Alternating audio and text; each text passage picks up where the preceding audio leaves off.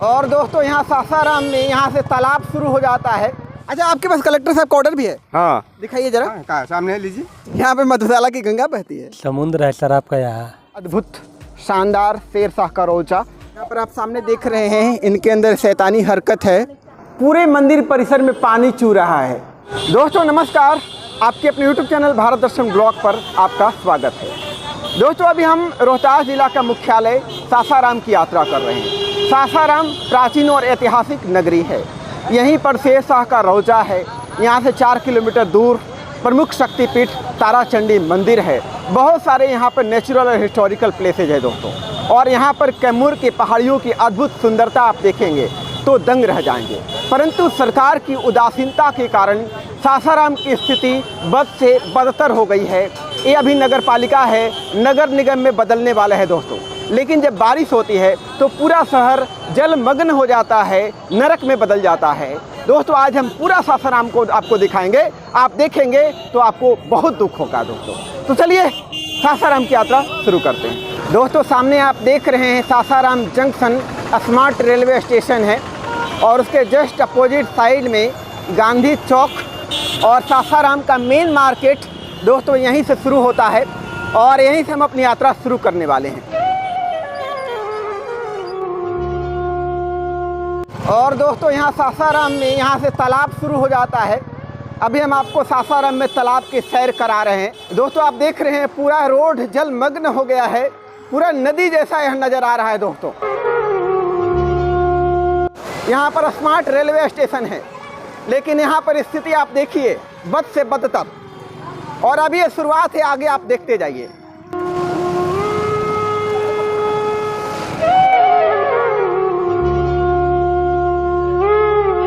दोस्तों आप देख रहे हैं सासाराम का मेन बाजार और आपको हर जगह कूड़ा बिखरा हुआ मिलेगा मेन बाजार पर में दोस्तों, सड़क पर ही। ये है सासाराम। दोस्तों अब हम गोला चौखंडी रोड आ चुके हैं।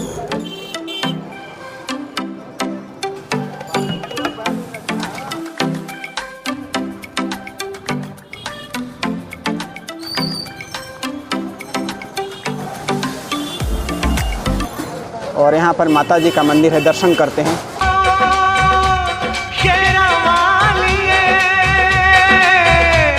श्री राम जय जय राम दोस्तों यहाँ से लेफ्ट गोला चला जाएगा और सीधे से भी गोला जाने का रास्ता है और सीधे कादिरगंज आप चले जाएंगे 1 किलोमीटर दूर। तो चलिए इधर से चलते हैं।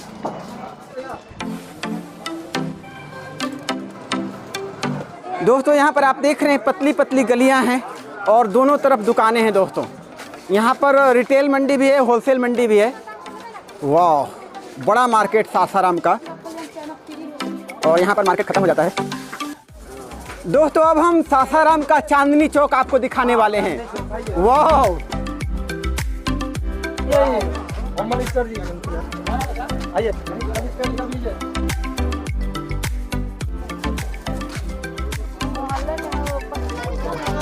यहाँ पर आप देख रहे हैं संकरे रास्ते हैं और मार्केट में चहल पहल भी है दोस्तों।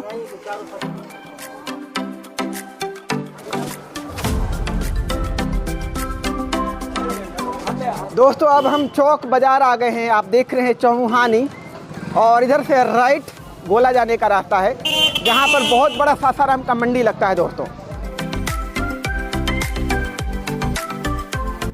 दोस्तों आज भी यहाँ पर कूड़ा सड़क पर ही इकट्ठा होता है, पहले भी होता था।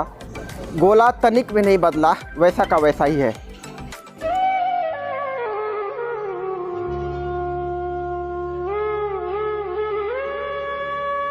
और दोस्तों नगर थाना से थोड़ा सा आगे चौमुहानी पड़ता है, सीधे रौजा निकल जाएगा, शेरशाह रौजा। और लेफ्ट जो रोड आप देख रहे हैं एक कादिरगंज चला जाएगा। चलिए आपको कादिरगंज दिखाते हैं। दोस्तों अब हम कादिरगंज मेन सड़क पर आ गए हैं और ये शाहजलाल पीर यहाँ पर सामने आप देख रहे हैं, मस्जिद भी है, अंडर कंस्ट्रक्शन है। अभी हम आपको दिखा रहे हैं यहाँ का सीन, सासाराम का नरक। सासाराम का नरक अभी हम आपको दिखा रहे हैं। भारत की प्राचीन और ऐतिहासिक नगरी पूरी तरह से नरक में बदल गई है दोस्तों। और मस्जिद के जस्ट सामने आप देख रहे हैं उर्दू मध्य विद्यालय शाहजलाल पीर सासाराम। और स्कूल के जस्ट सामने आप देख रहे हैं पूरा गंदगी, पूरा कूड़ा यहाँ पर इकट्ठा है। इतना बदबू मार रहा है कि यहाँ पर एक सेकंड के लिए रहना मुश्किल है दोस्तों। चारों तरफ का आप सीन देखिए, सासाराम का पूरा नरक बना हुआ है। एक कूड़ा बस्ती इसे कहेंगे तो बिल्कुल गलत नहीं होगा दोस्तों, ये कूड़ा बस्ती है पूरी तरह से। अंदर आपको लेकर के चलते हैं और यहाँ पर आप देख रहे हैं बस्ती के बीचों बीच में नाली का पानी इकट्ठा है और बहुत गंदी है यहाँ पर दोस्तों। आसपास का आप माहौल देखिए, सासाराम, यहाँ के आर्किटेक्चर, यहाँ का जो भवन कला, यहाँ का जो नाली, यहाँ का जो सब चीज़ यहाँ पर बेहतरीन था और आज देखिए पूरी तरह से नरक में बदल गया है दोस्तों। पता नहीं यहाँ के लोग कैसे रहते हैं, बिल्कुल बजबजाते नाली के बीच में ये लोग घर में कैसे रहते हैं, ये बड़े आश्चर्य की बात है दोस्तों।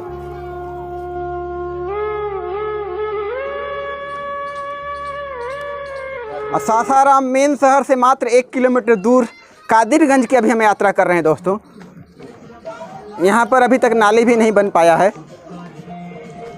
ना चप्पल जूता हम लोग ना निकाल कर चलते हैं, है ना, पूरा हाचाड़ हो जाता है गली में, पूरा भर जाता है पानी। हाँ पूरा पानी भर जाता है। मुखिया से भी दिए कह बोले गए हैं, वार्ड से भी कहे हैं कि यहाँ का फंड लेकर दूसरा भी चल जाता है। अच्छा, यहाँ नहीं बनता है? नहीं बनता है। वार्ड मुखिया बनने नहीं देते हैं लोग। अच्छा, हाँ, यही ले सरकार कीचड़ में चलते हैं हम लोग। बहुत तकलीफ, जो पहाड़ का पानी आता है भर जाता है सर। हाँ भर जाता है। पानी निकलने का कोई साधन दीजिए कि हम लोग कुछ हालत में रहें। जी जी, आप देख रहे हैं यहाँ पर जो पहाड़ का पानी आता है या नाली का पानी, वो पूरी तरह से भर जाता है बरसात के दिनों में और बिल्कुल नरक में रहने को विवश है यहाँ के लोग। यहाँ पर आप देख रहे हैं चारों तरफ केवल कूड़ा ही कूड़ा आपको नज़र आएगा अंदर तक। और अभी हम आपको दिखा रहे हैं यहाँ का नरक। देखिए, यहाँ पानी निकासी का कोई साधन नहीं है। यहाँ पर आप एक सेकंड के लिए नहीं रह सकते। जो बड़े बड़े पद पर हैं, कुर्सियों पर बैठे हुए मंत्री, विधायक, सांसद, उनको ये चीज़ नज़र नहीं आता। उनका तो रहने का लिए भवन बना है, उनके लिए कोई दिक्कत नहीं है। लेकिन आम जनता कैसे रहती है, किस परिस्थितियों में, उसे देखने वाला कोई नहीं दोस्तों। और यहाँ भी आप देखिए, ये जो नाली आप देख रहे हैं, बारिश के दिनों में एक बार बारिश आ जाए तो पूरा ओवरफ्लो हो जाता है और बिल्कुल नरक में रहने को यहाँ के लोग विवश है दोस्तों। और यहाँ पर आप देख रहे हैं, अभी हम लोगों से बात करेंगे यहाँ साफ़ सफाई गंदगी के बारे में। तो ये बताइए कि यहाँ पर नरक बना हुआ है, हम नरक कहेंगे तो अतिशयोक्ति नहीं होगी, तो इस नरक में रहने के लिए आप कैसे रह लेते हैं आप? हैबिट है हम लोग को। हाँ, ये गंदगी में रहने को यही हम लोग बचपन से पैदा हो गए हैं, इसी से हम लोग बर्दाश्त करते हैं को रहना पड़ता है गंदगी में। तो ये तो बदबू मार रहा है, एक सेकंड के लिए रहना बड़ा दुर्लभ है। हाँ, सबको ये हैबिट नहीं बना सकता है यहाँ रहने को। हम लोग शुरू से यहाँ बीमारी नहीं फैलेगी, आप गंदगी में रह रहे हैं। देखिए, यहाँ पर गंदगी से हर बच्चा सियान आदमी क्या ना, गंदगी से बीमारी यहाँ पर फैलता है। हाँ, किसी का कर रहा है तो खांसी हो गया, बीमारी पड़ता है तो कोरोना हो गया है। हैं, किसी गंदगी से नहीं होता है। तो आप मुखिया या वार्ड जो सदस्य है नहीं जाते हैं? कुछ नहीं करता है। आप डीएम के पास गए हैं? सब गए हैं, कोई कुछ नहीं कर रहा। कुछ नहीं कर रहा है। तो आप देख रहे हैं यहाँ पर जनता परेशान है, कोई भी जो है इनकी मदद करने के लिए तैयार नहीं है। चारों तरफ गंदगी गंदगी है, कूड़ा कूड़ा आपको नज़र आएगा। यहाँ पर नाली का ड्रेनेज सिस्टम भी नहीं है, पूरा बारिश के दिनों में पूरा पानी लबालब भर जाता है और नारकीय स्थिति यहाँ पर हो जाती है दोस्तों।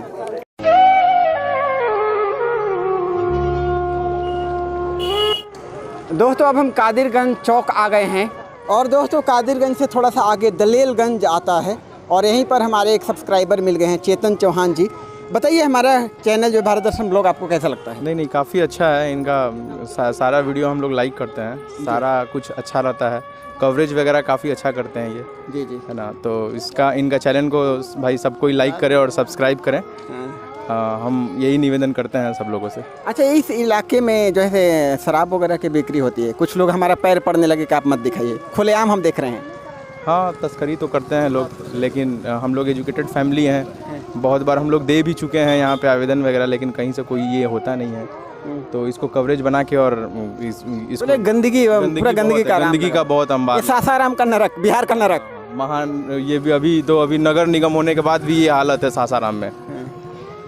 तो अभी दोस्तों अभी हम यहाँ का सीन आपको दिखाएंगे। तो प्राचीन और ऐतिहासिक नगरी सासाराम पूरी तरह से नरक में बदल गया है और यहाँ पर खुलेआम शराब का धंधा चलता है दोस्तों, कोई रोकने टोकने वाला नहीं। दोस्तों अब हम सासाराम दलेलगंज आ गए हैं। कादिरगंज के बाद दलेलगंज पड़ता है और यहाँ पर आप देख रहे हैं पूरा पानी इकट्ठा है। ये तालाब नहीं है दोस्तों, यहाँ पर नाली का पानी भरा रहता है। 5 साल से यहाँ पर पानी ऐसे पड़ा हुआ है दोस्तों, यहाँ देखने वाला कोई नहीं है। और पहले पानी निकलता था लेकिन जो पुल है उसको जो है बंद कर दिया गया है। पूरा इंक्रोचमेंट है दोस्तों, लोगों ने पूरा हथिया लिया है इसके आसपास का क्षेत्र और जहाँ पे पानी निकलता था उसको भी हथिया लिया है। वहाँ पर घर बन गया है जिसकी वजह से यहाँ पर पानी इकट्ठा रहता है। और यहाँ पर आप देख रहे हैं यहाँ पर लोग भी हैं, स्थानीय लोग हैं, इनसे बात करेंगे। और यहाँ पर राजेंद्र प्रसाद जी हैं। तो बताइए राजेंद्र प्रसाद जी कि आपके इलाके में ऐसी नरक बना हुआ है, पानी है, मच्छर होते हैं, तो इससे आपको दुख नहीं होता? आपने क्या किया इसके लिए? दुख की बात मत कहिए, हम लोग कलरा हो जाएगा, डायरिया हो जाएगा, बीमारी से कितना आदमी मर चुके हैं। हाँ, हमने कलेक्टर साहब का ऑर्डर लिया है। अच्छा, आपके पास कलेक्टर साहब का ऑर्डर भी है? हाँ, दिखाइए जरा। कहाँ सामने लीजिए। और यहाँ पर आप देख रहे हैं कलेक्टर साहब का ऑर्डर भी है कि इसकी निकासी की व्यवस्था की जाए और साफ़ सफाई की। लेकिन अब तक हुआ क्या? कुछ नहीं हुआ, अब तक कुछ नहीं हुआ। रोंगटे खड़े कर देने वाले सीन है दोस्तों। यहाँ सासाराम में पूरी तरह से नरक में बदल गया है। यहाँ अब डीएम का ऑर्डर भी यहाँ पर काम नहीं कर रहा है, तो सुनने वाला आखिर कौन होगा दोस्तों?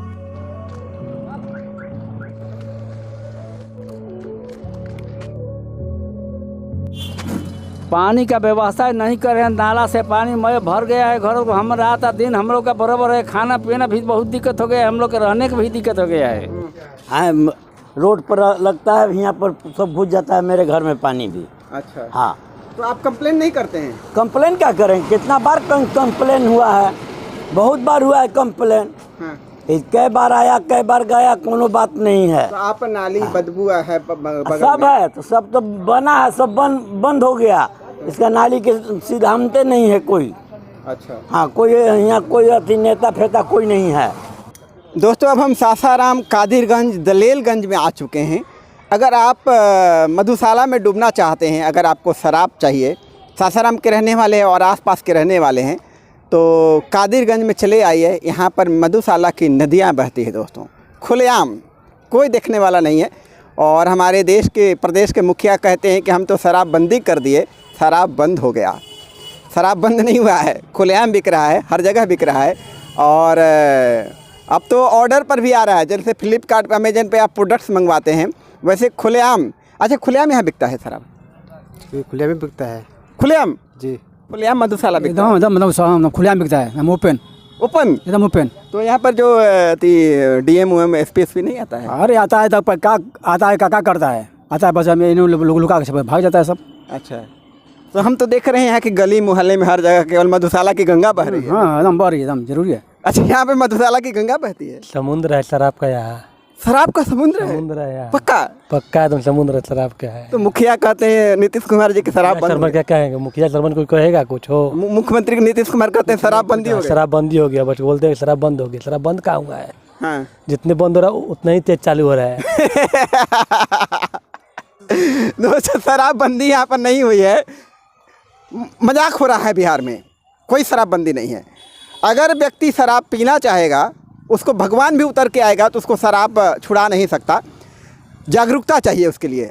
पहले ही यहाँ सरकार को जागरूकता उत्पन्न करना चाहिए था कि शराब मत पियो भाई, मत पियो, शराब नुकसानदेह है। आप शराब बंद कर देंगे, अगर शराबी के बोटी बोटी टुकड़े भी काट देंगे तो उसके बोटी बोटी से यही आवाज़ आएगी, मुझे शराब चाहिए, मुझे मधुशाला में डूबने दो। दोस्तों, तो हम सरकार से आग्रह करते हैं कि आप शराब को बंद मत कीजिए, इसको ओपन कर दीजिए और जागरूकता फैलाइए। यही आपसे दुआ है, यही आपसे प्रार्थना है। दोस्तों, सासाराम नगर थाना से थोड़ा सा आप आगे बढ़ेंगे तो यहाँ पर एक चौमुहानी है, चौक है और बिल्कुल सीधे शेरशाह रौजा चला जाएगा। तो चलिए हम सीधे चलते हैं और यहीं पर थोड़ा सा आगे बढ़ेंगे तो प्राचीन शिव मंदिर है सासाराम का।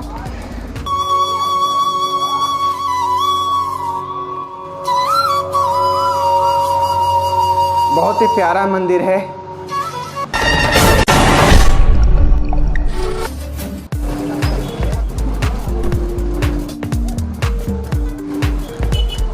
दोस्तों अब हम शेरशाह का रौजा पहुंच चुके हैं और एक गोलंबर है और यहाँ पर दो रास्ते हैं, दोनों तरफ से आप शेरशाह रौजा पहुंच सकते हैं, राइट और बिल्कुल सीधे भी। सीधे थोड़ा लॉन्ग डिस्टेंस है, चलिए सीधे ही चलते हैं।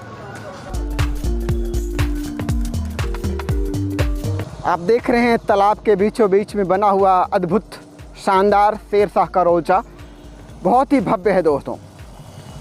शेरशाह रौजा के जस्ट अपोजिट साइड में ईदगाह है, 16वीं शताब्दी का बना हुआ। दोस्तों आप देख रहे हैं ईदगाह के अंदर का दृश्य, चारों तरफ केवल घास ही घास उगे हुए हैं, कभी अंदर साफ़ सफाई नहीं होती है। तो प्राचीन जो धरोहर है उसके देखभाल सासाराम के लोग नहीं करना जानते दोस्तों, तो इससे तो यही साबित होता है, सामने आप देख रहे हैं।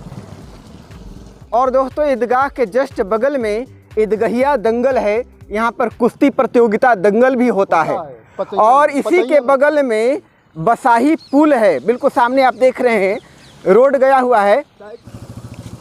और दोस्तों यहीं पर शेरशाह रौजा ईदगहिया दंगल के पास अभी हम अशोक जी से बात करेंगे, यहीं के रहने वाले हैं। तो ये बताइए कि यहाँ पर इतने हिस्टोरिकल नेचुरल प्लेसेज है सासाराम में, तो यहाँ स्थिति बड़ी दयनीय है, आपको दुख नहीं होता है? दुख होता है। अब यहाँ का मंत्री चोर है, यहाँ का एमपी चोर है, तो क्या यहाँ पर होगा? इतना बड़ा इमारत रौजा है, इसमें करोड़ों फंड आता है, सब गमन हो जाता है, लूट के खा जाता है सब। तो यहाँ का नागरिक दबा हुआ है, कुछ बोलता नहीं है। कि प्रशासनिक लापरवाही है, ये प्रशासनिक लापरवाही के चलते फंड को आते कभी जायजा नहीं लेता है। यहाँ का डीएम को भी जायजा इसका लेता है। मंत्री आते हैं तो निफाफा की तरह घुमा करके, अभी मंत्री आया था ना तो यहाँ तक सफाई दिखा करके इसको फिर ब्लॉक कर दिया, इसको बंद कर दिया था। हाँ, रौजा डिपार्टमेंट के जो भी ये सीएस है, ये जो है बराबर लूटे घोटाला, इसमें इतना फंड आता है साला कभी, यानी फंड का सदुपयोग नहीं होता, लूट के खा जाते हैं। हाँ, लूट के खा जाते हैं। हाँ,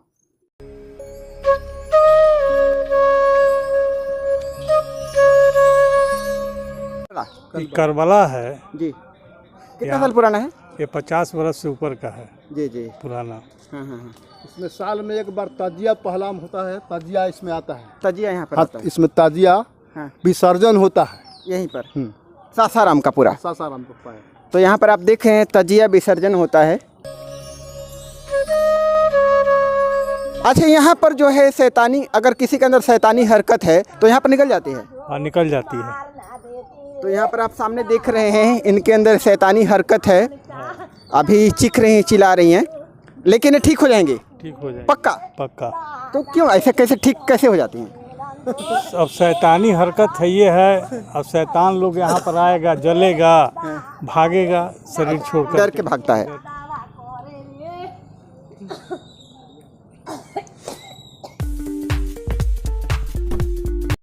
और यहाँ पर आप देख रहे हैं सासाराम शमशान घाट, लेकिन अब यहाँ पर लाश नहीं जलाया जाता है। और बिल्कुल आप सामने देख रहे हैं बसाही पुल, 500-600 साल पुराना।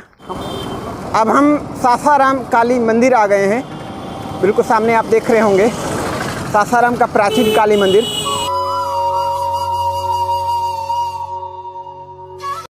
दोस्तों अभी आप सासाराम का प्राचीन काली मंदिर और एकादश रुद्र हनुमान मंदिर देख रहे हैं। बहुत ही ऐतिहासिक धार्मिक महत्व का मंदिर है, दार्शनिक महत्व का मंदिर है, लेकिन इस मंदिर पर सरकार कोई ध्यान नहीं दे रही है और इस सरकार के जिम्मे ही मंदिर है। दोस्तों आप देख रहे हैं पूरे मंदिर परिसर में पानी चू रहा है, लेकिन सरकार अपनी जिम्मेवारियों का निर्वहन नहीं कर रही है। और मंदिर में जो पुजारी हैं ये बोलते हैं कि हमारे पास पैसा नहीं है, हम कुछ नहीं कर सकते हैं। सासाराम काली मंदिर की यात्रा करने के बाद हम सासाराम आगे मार्केट की यात्रा शुरू करते हैं।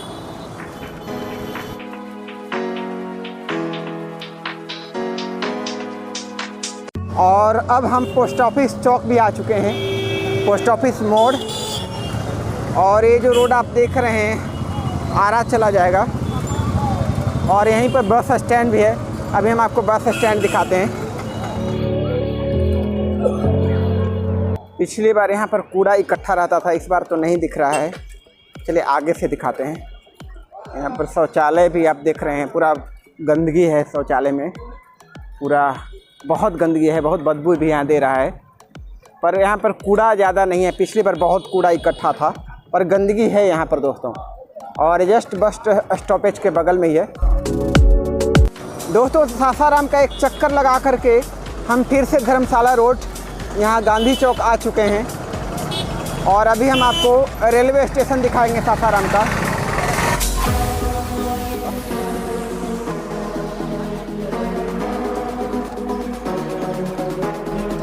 और यहाँ से आप देख रहे हैं शान से लहराता हुआ तिरंगा झंडा और स्टेशन परिसर में जाने का ये रास्ता है।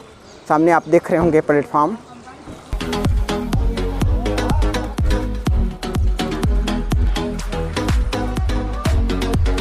और सासाराम जंक्शन के जस्ट अपोजिट साइड में रेलवे कॉलोनी है, यहाँ पर रेलवे के एम्प्लॉइज़ रहते हैं। चलिए रेलवे कॉलोनी के अंदर चलते हैं, आपको दिखाते हैं। इधर से रोड बना हुआ है।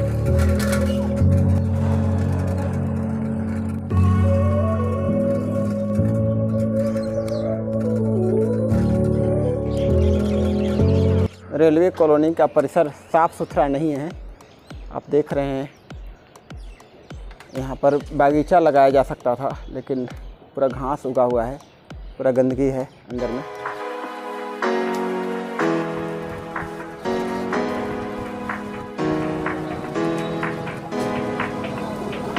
दोस्तों आज हमने सासाराम की पूरी यात्रा की और यह सासाराम की हमारी दूसरी बार यात्रा थी। हमने पूरा जायज़ा लिया।